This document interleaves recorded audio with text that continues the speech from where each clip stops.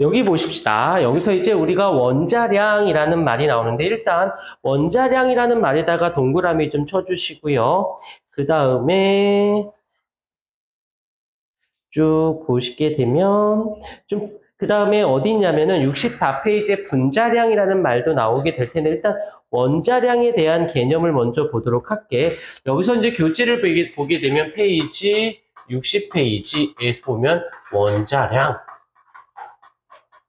이라고 하는 개념이 나오는데 여기서 보시게 되면은 수소 원자 한 개의 질량 1.67 곱하기 10의 마이너스 24승그램, 산소는 2.66 곱하기 10의 마이너스 23g, 승그램.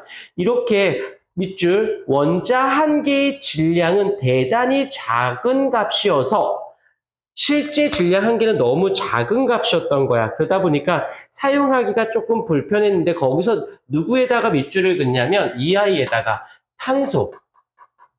실제 한 개의 질량. 박스 안에 보세요. 탄소 질량이 얼마로 되어 있냐면 1.99 곱하기 10의 마이너스 23승g이다 라고 되어져 있는 게 보이실 거예요. 일단 그래서 밑줄 상대적 질량의 의미, 상대적 질량. 여기서 이제 어떻게 나오냐면 상대적 질량.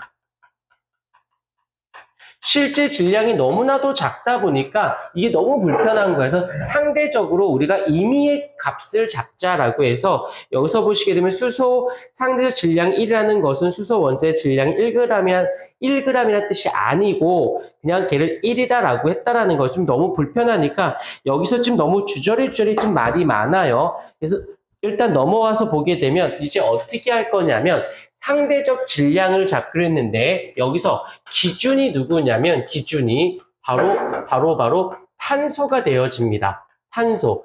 그래서 탄소를 얼마로 했냐면 우리가 앞에서 배웠었던 탄소의 질량수 있죠. 질량수. 질량수가 어떤 거였더라? 질량수 어떻게 구하더라? 오, 대답 못하지?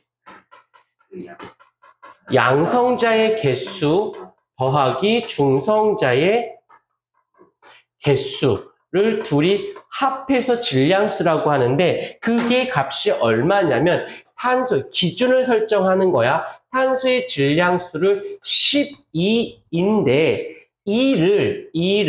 자 기준 상대적 질량을 잡을 때 기준 탄소 질량수가 12인데 이걸로 어떻게 하기로 했냐면 탄소의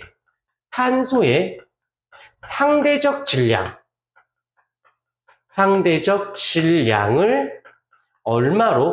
12로 얘를 끌고 내려와 버린 거예요. 이렇게 하기로 하자 기준 설정하는 거야. 약속을 지키는데 이게 좀 말이 길어. 탄소의 상대적 질량이란 말이 기니까 얘를 줄여서 어떻게 했어? 얘를 원자량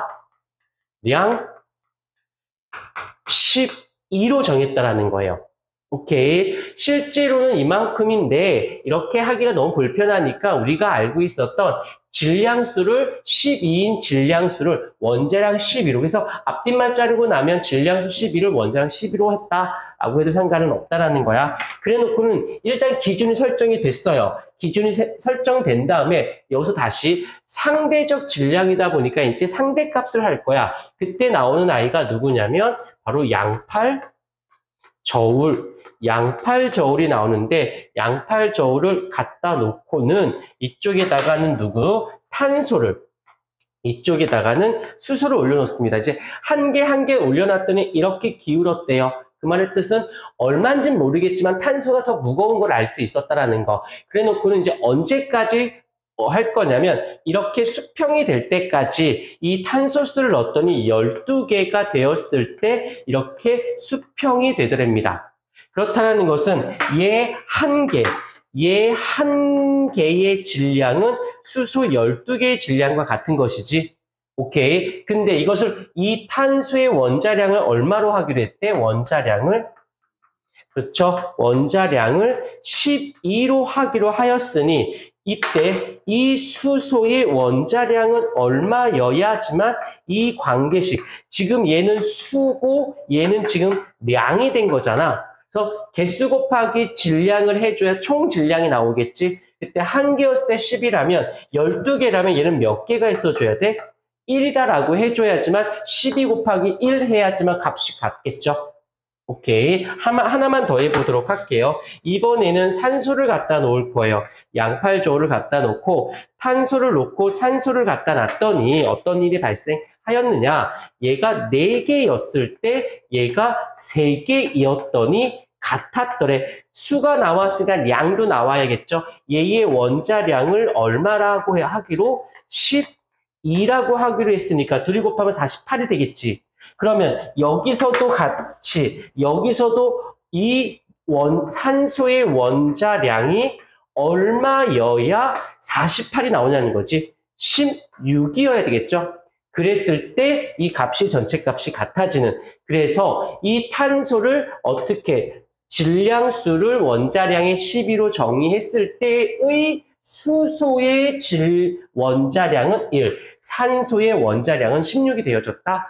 라고 해놓고 하면 서로 편한 거야. 너희들을 괴롭히려고 원자량이라는 개념을 또 다시 뭐 만든 게 아니라 불편하니까 편하게 하려고. 오케이. 그렇게 봐주시면 돼요. 근데 거기서 보면 동위원소라는 말이 갑자기 뛰쳐나오는데, 자, 밑줄. 어디냐면 61페이지 밑에 동위원소.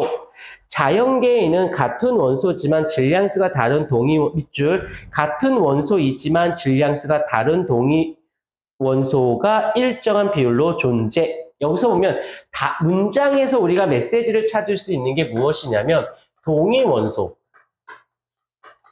여기서 이제 뭐라고 돼 있느냐면 같은 원소이지만 이라는 말이 나와요. 같은 원소이지만 뭐라고 되어 있냐면 질량수가 다르대요. 질량수 다름. 자, 그럼 여기서 우리가 알 수 있는 건 같은 원소이기 위한 조건은 무엇일까? 어떻게 했길래 얘는 같은 거고 얘는 다른 거야. 같은 원소다라는 건 누가 같아야 된다? 그렇죠. 바로 양성자의 개수가 동일하기 때문에 같은 원소인 거예요. 근데 원소라는 말을 쓴다, 원자라는 말을 쓴다 라는 말의 뜻은 그 안에 담아있는 뜻이 하나 더 있어. 원소이려면 꼭 기억해 줘야 돼. 그래서 원소, 그럼 답에 못할 때 이렇게 해볼게. 이온이라는 말이 들어가면 어떻게 하면 될까?